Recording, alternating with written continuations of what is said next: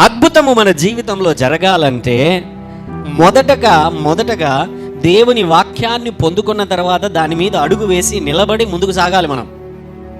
హల్లెలూయా. ఖచ్చితముగా యాక్సిడెంటల్గా మిరకల్స్ ఏవి జరగవు. హల్లెలూయా. అనుకోకుండా అద్భుతాలు మన జీవితాలలో జరగవు. మనకు అనిపించచ్చు ఒక్కొక్కసారి, మాకే అర్థము కాకోకుండా ఈ అద్భుతం నా జీవితంలో జరిగిపోయింది. హల్లెలూయా, హల్లెలూయా. కొన్నిసార్లు ఉన్నట్టుండి మన జీవితాలలోనే యాక్సిడెంటల్గా కింద పడిపోవడము, యాక్సిడెంటల్గా లేని సమస్యలు రావడము, యాక్సిడెంటల్గా కొన్ని జరుగుతూ ఉంటాయి. అవి మనకు యాక్సిడెంటల్ అంతే. హల్లెలూయా. మనకు యాక్సిడెంటల్ అంతే. అయితే బైబిల్ చెబుతున్నది, దేవుడు చెబుతున్నాడు, నీ తల వెంట్రుకలన్నీ లెక్కింపబడి ఉన్నవి. దాని అర్థం ఏంటంటే తెలుసా అండి, స్నానం చేసే రోజు ప్రతిరోజు ఉంటాను లేదా, దేవుడు మన తల వెంట్రుకలు పక్కకు పడిపోయాయి అనుకో, ఆయన రికార్డులో ఈరోజు నా కుమారుని యొక్క తలలో నుంచి, నా కుమార్తె తలలో నుంచి ఇన్ని వెంట్రుకలు వెళ్ళిపోయాయి. హల్లెలూయా. అర్థమవుతున్నదా?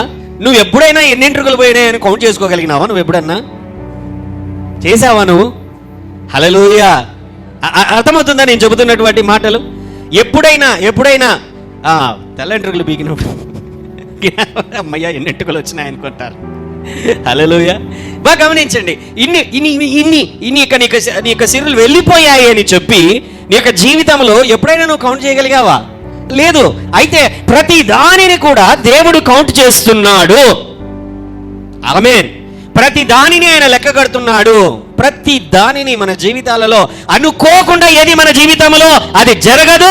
దేవుని ప్రణాళికలోనే మన జీవితములలో కొన్ని పరిస్థితులు అనేటివి వస్తాయి.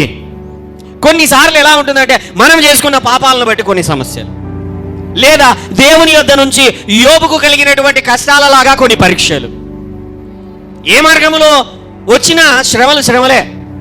హల్లెలూయా.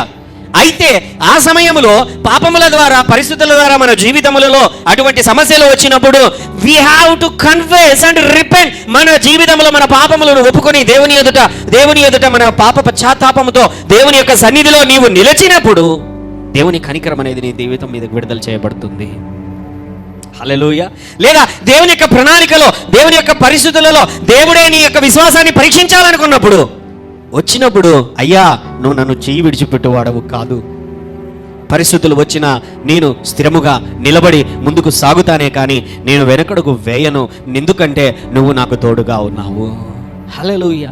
ఎవ్రీ స్టెప్ నువ్వు దేవునికి దగ్గర అవుతూ ఉండే కొద్దీ ప్రతి అడుగులో, హల్లెలూయా, ప్రతి అడుగులో నువ్వు దేవుని యొక్క ప్రసన్నతను చూస్తావు. దేవుని యొక్క సహాయం అనేది నీకు కనపడుతుంది. దేవుడు నీ తోడుగా నీ పక్కన నిలబడి నీకు ధైర్యం చెబుతాడు. హల్లెలూయా.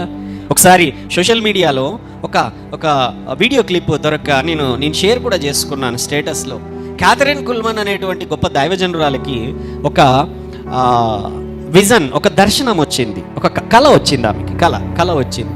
ఆ కళలో ఏంటంటే యేసు ప్రభు ఇలాగ నడుచుకుంటూ వెళ్తుంటే ఒక వ్యక్తి దగ్గరకు వచ్చారు. ముగ్గురు వ్యక్తులు ఇలాగా అక్కడొకరు ముగ్గురు వ్యక్తులు నిలబడుకొని ఉన్నారు.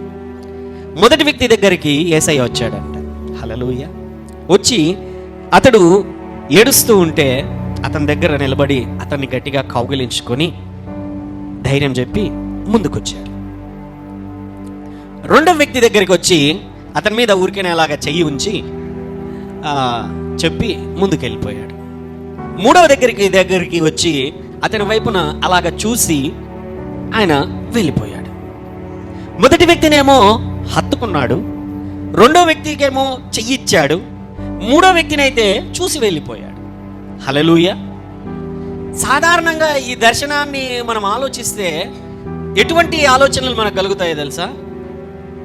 ఇతను పరిశుద్ధుడు, చివరికి ఉన్నటువంటి వాడు పాపి అనేటువంటి ఆలోచనలు కలుగుతాయి మనకు.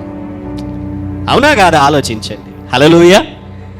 పరిశుద్ధుడు కాబట్టి, దేవుని పైన ఎక్కువ విశ్వాసం ఉంది కాబట్టి వాని దగ్గరకు వచ్చి హత్తుకుని ఇంకొక దగ్గరికి వచ్చేసరికి చెయ్యి ఇచ్చేసి వీడు కొంచెం పరిశుద్ధుడుగా ఉన్నాడు, కొంచెం పాపిలాగా ఉన్నాడు, మూడో వాడు వచ్చి పరమ పాపిలాగా ఉన్నాడు. హల్లెలూయా. మనకు అర్థమయ్యేది అలాగనే కదండి. హల్లెలూయా.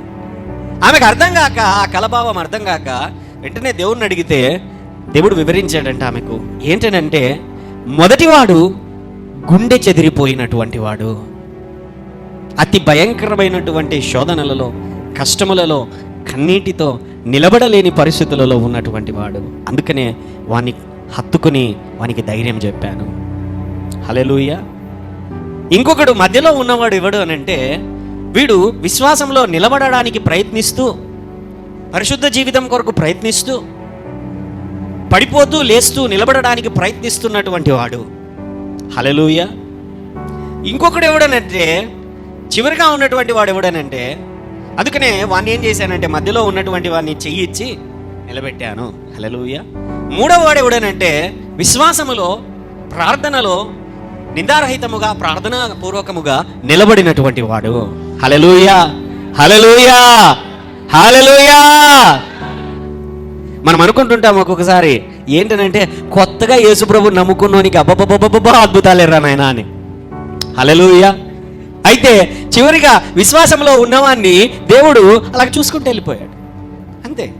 అదంతా ఏం మాట్లాడలేదు. ఎందుకంటే వాడు నిలబడగలిగాడు, వాడు బలపడగలిగాడు. హల్లెలూయా.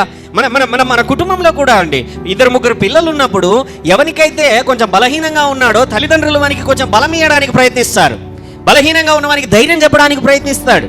అవునా కాదా?